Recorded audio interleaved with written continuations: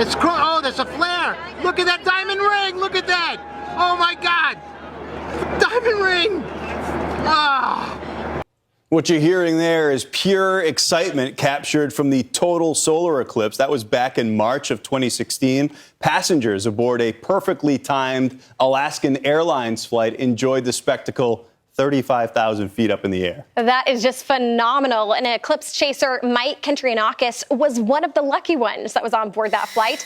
He's visited 16 countries to witness over 20 eclipses, including 14 total solar eclipses. So and far. now he's back on the ground. He's driving across the country to catch this weekend's annular solar eclipse. Mike, great to have you with us here on Fox Weather and taking a little stop in your road trip to join us. Where are you heading to catch the eclipse this weekend? Right now we're headed to Midland, Texas. That's a good spot. When you're looking at the forecast, Kendall, that's probably the least cloud cover of anywhere in the path of this. Yes, exactly. We're talking about Texas being the prime hub, also kind of a good chunk of the Southwest. But Mike, I mean, you've done it all. Sounds like you've traveled all over the world to witness eclipses. What do you love so much about chasing them?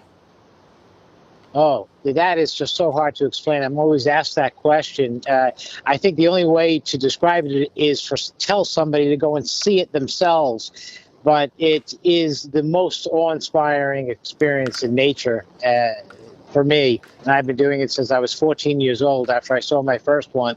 And I got a bug, and every chance I could, I just kept going to see them and taking every opportunity I could. And it literally does take you around the world. I've been to almost all the continents, and just keep seeing them. And even now for this annular eclipse, being part of SIU Carbondale and their DEV initiative, and we're going to do the special hydrogen alpha photography on it, coordinating with NASA, because it's not a total solar eclipse, but an annular, whereas the moon is just too far away to completely cover it, but it'll go right in the middle of it, and especially like in Midland, Texas, and other parts on the central line. And you're going to get that annularity, that ring, which people are calling the ring of fire. Yeah, so you're traveling in a group. You got a car full of equipment. I want to ask you about the gear that you use to take these beautiful pictures, but also what it's like. NASA's article said, yeah, take a look at the scene, this amazing display that's going on. But what do you see on the faces of the people that love it as much as you do when an event like this is actually taking place? They're always in awe. You could see that, and it's just a reminder of when I first saw it, and even subsequently. I mean, obviously, I get very visceral, as you showed in that video. That person screaming, "Oh my God," was yours truly. So I'm the guy in passenger 6A looking out the window, and I asked Alaskan Airlines to please remove the audio because I was just too excited. I said, "You may not want it," and what do? They put it out. It becomes a viral video. I wake up in the morning in Hawaii, and my phone is ringing off the hook. Everybody wanting to contact. You're all over the internet, Mike, and I had no idea. The audio. Yeah. Need the audio and a window seat. Yes, and such an authentic response. I love it. I love it with the audio. But Mike, we know events like this, they don't happen very often. So how much preparation goes into a trip like this?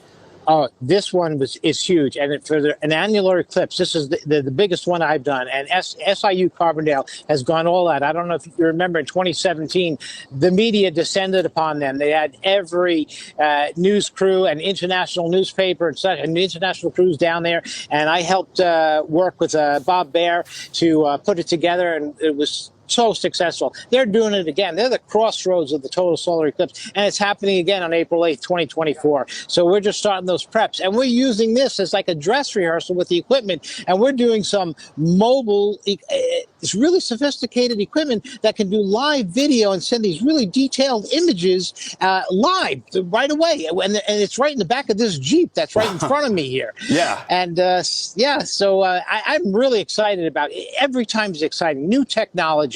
Just keep going on and just getting more and more. We keep discovering more about the sun, and it's real science we're doing out here. It's unbelievable. It's citizen science that we're putting together. Yes. And trail rated, you got a lot of equipment in that Jeep for sure. Yeah. It's full. Yeah. We only got about 10 seconds left, Mike. Before we let you go, though, we have to ask you. I know it's not like children. Do you have a favorite? Is there one that was most memorable for you? I'm always asked that question. I cannot say that anymore because I've seen so many of them, and they're all different, and each one is so beautiful. None have let me down. I mean, there's always weather concerns, but once I do see it, it makes up for it. It just fills you. Yeah. You're imbued with emotion. They're just wonderful. So there are no favorites. Mike, we wish you another fantastic one this weekend. We'll have to check back in with you. All the best. Yeah. Mike Kintrianakis, thanks for being with us on Fox Weather. Appreciate it. Thank you. And we want to hear from you.